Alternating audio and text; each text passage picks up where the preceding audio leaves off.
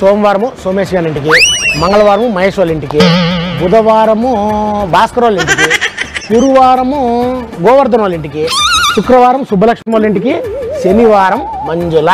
ఈ షెడ్యూల్ ఏందిరా మంజుల అంటున్నావు? వచ్చినావు మంజు, నీకు 100 ఏళ్ళమ్మా. శనివారం నా అపాయింట్మెంట్ నీకే కాండగో. అబ్బో నీ అపాయింట్మెంట్ నాకెందుకురా, నీ దగ్గరనే ఉంచుకో. అట్ట నాకు మంజు, అట్ట నాకు. వచ్చే శనివారం నుంచి వస్తా.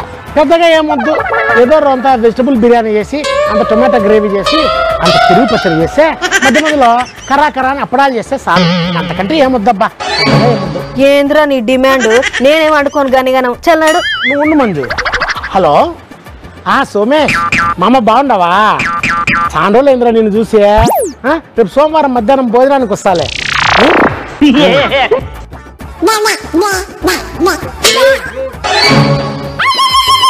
ఇట్లా కాదు, ఏందో పాపమని చెప్పిపోదామనుకున్నా.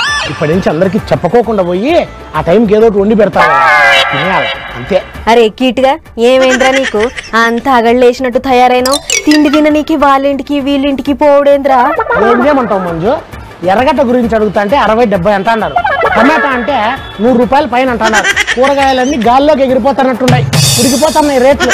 అట్లా అని చెప్పి మంది ఇండ్ల మీద పడి తింటావా? ఏంది మంజు అట్ట మాట్లాడతావు? తెలిసిన మనిషి ప్రేమగా ఇంటికి వస్తే ఏ పూట వండి పెట్టేదానికి ఏంది ఇంత తినాసలు? లేకపోతే ఎంత జనాలు నాకు అర్థం కాక అడుగుతాండలే.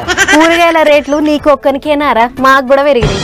కావాలంటే 100 రోజులు ఎవరో ఒకరి ఇంటికి పోయి భోజనం చేస్తారా, అంతేగాని ఊరికి నన్నేమో నాకు.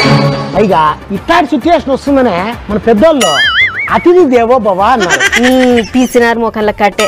కావాలంటే కిలో టమాటాలు కొనుక్కొని రోజుకో టమాటాతో కూర వండుకొని తిను. ఎస్, ఆ ప్లాన్ కూడా ఉంది మంజు.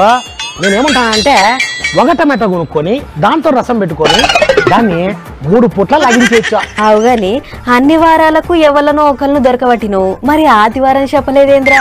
ఆదివారము ఉపవాసం మంజు. వారానికి ఒక తూరు ఉపవాసం ఉంటే చాలా మంచిదంట ఆరోగ్యానికి. పెరిగిన కూరగాయల ధరలు చూస్తుంటే ఉపవాసం కూడా ఒక అందుకు మంచిదే అనిపిస్తున్నది. మరి పెరిగిండే రేట్ల ఎఫెక్ట్ నీ మీద ఉండకూడదు. అంతే, నువ్వు నన్నన్నా ఫాలో కావాలా, లేకపోతే నా ప్లాన్ అన్నా ఫాలో కావాలా. అంతే అంటవారా? ఆయన నువ్వెన్ని చెప్పు, నీ లెక్క మాత్రం నేను అస్సలు చెయ్యను. కోటి విద్యలు కూటి కొరకే అన్నారు పెద్దోళ్ళు. కడుపు నిండేదానికి ఏదో ఒకటి చెయ్యాలా, తప్పదు. ఇంతకంటే ఏం చేస్తాం ఈ సిచ్యువేషన్ లో?